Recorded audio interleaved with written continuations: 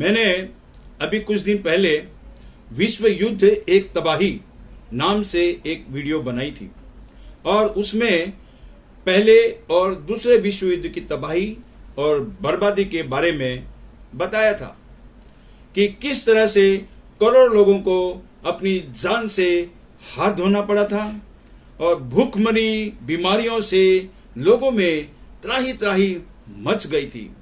सब कुछ ठीक होने में सालों लग गए थे और हम लोग दूसरे विश्व युद्ध का वह भयावह मंजर और उसके दुखद नतीजे को मुश्किल से भूल पाए थे कि तीसरे विश्व युद्ध की गूंज सुनाई दे रही है।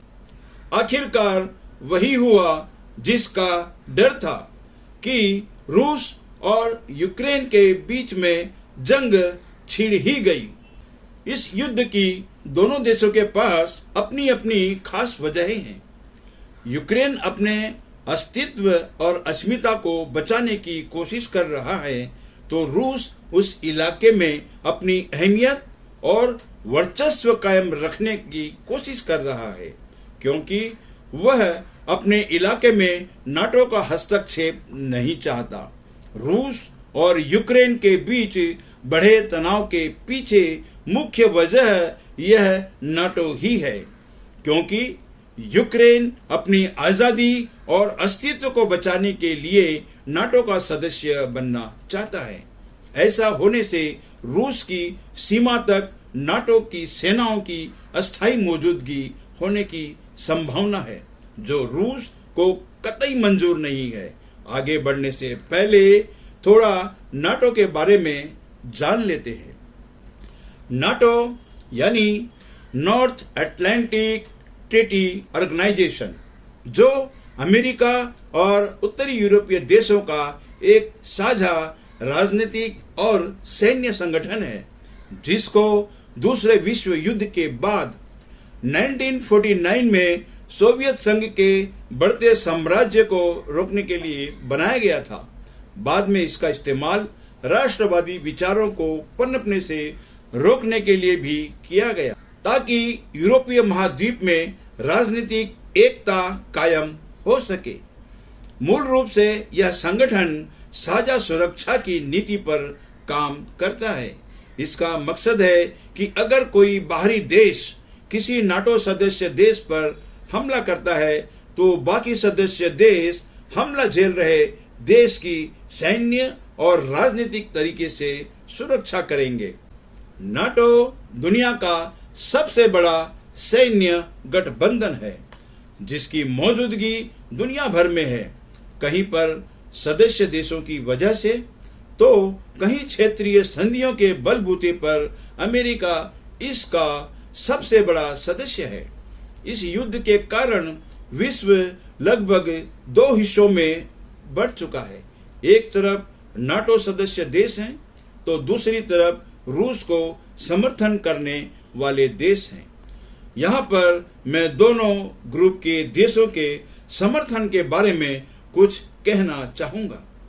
पहला ग्रुप है नाटो सदस्य देशों का, जो कि यूक्रेन के साथ खड़ा नजर आ रहा है।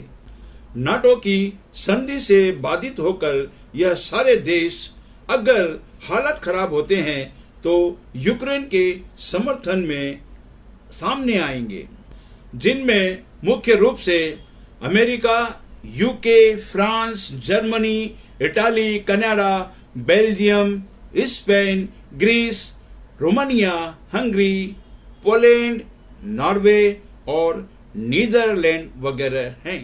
तो दूसरी तरफ रूस के समर्थन में क्यूबा सबसे पहले रूस का समर्थन करेगा, क्योंकि क्यूबा ने रूस के सीमावर्ती क्षेत्रों में विस्तार को लेकर अमेरिका की आलोचना की थी और विश्व शांति के लिए कूटनीतिक तरीके से इस मसले का हल निकालने के लिए सुझाव भी दिया था। इसके अलावा रूस को चीन का समर्थन भी जरूर मिलेगा। चीन पहले ही ऐलान कर चुका है कि नाटो यूक्रेन में मनमानी कर रहा है, और जब पश्चिमी देशों ने चीन के विरोध में कदम उठाए थे, तब रूस ने ही चीन का साथ दिया था। हकीकत यह है कि रूस और चीन दोनों ने ही सेना से लेकर अंतरिक्ष तक अलग अलग क्षेत्रों में कई साझेदारियां कर रखी हैं। इसके अलावा भी उसकी नजर ताइवान पर है, जिसको वह अपने देश का हिस्सा मानता है, और इसमें सबसे बड़ी रुकावट अमेरिका है। कभी सोवियत संघ का हिस्सा रहे आर्मेनिया, कजाकिस्तान, बेलारूस, किर्गिस्तान और ताजिकिस्तान भी रूस का समर्थन करेंगे, क्योंकि उन्होंने 6 देशों के सामूहिक सुरक्षा संधि संगठन पर हस्ताक्षर किए हुए हैं। इसका मतलब यह है कि अगर रूस पर हमला होता है तो ये देश इसे खुद पर भी हमला मानेंगे। ईरान भी रूस के समर्थन में आगे आ सकता है, क्योंकि सीरिया से युद्ध के दौरान रूस ने ही ईरान को हथियार मुहैया करवाए थे, और वैसे भी ईरान और अमेरिका के संबंध जग जाहिर है। वहीं युद्ध की स्थिति में नॉर्थ कोरिया भी रूस का साथ दे सकता है, क्योंकि जब उसने पेनिनसुला में मिसाइल लॉन्च की थी, उस वक्त अमेरिका ने उस पर प्रतिबंध लगाने का ऐलान किया, तो रूस और चीन दोनों ने ही इसका विरोध जताया था।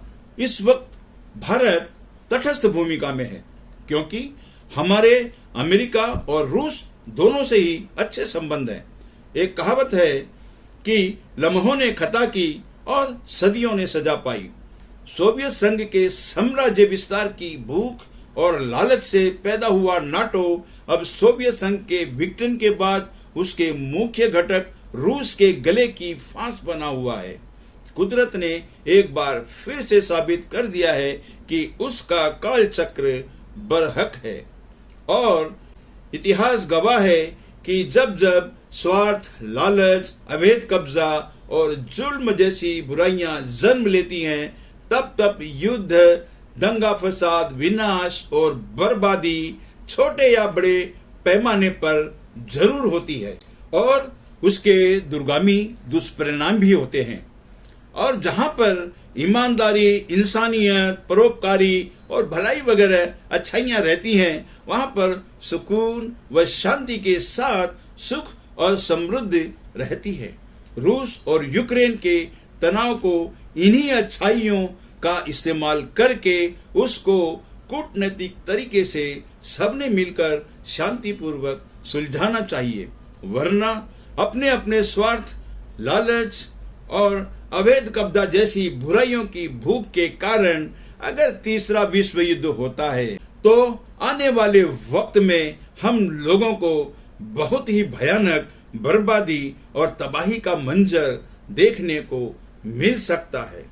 हम सब लोगों को मिलकर अपने रब से यही प्रार्थना करनी चाहिए कि हमें अब कोई भी विश्व युद्ध जैसी तबाही से बचा कर रखे और सारे इंसानों के दिलों में इंसानियत और मोहब्बत की जज्बातों से भर दे, ताकि कहीं पर भी दंगा फसाद, जंग या विश्व युद्ध जैसी बर्बादी वाली घटनाएं ना हो सके।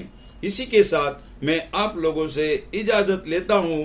अगर किसी को मेरा यह वीडियो पसंद आया है तो इसे लाइक, कमेंट और शेयर करें।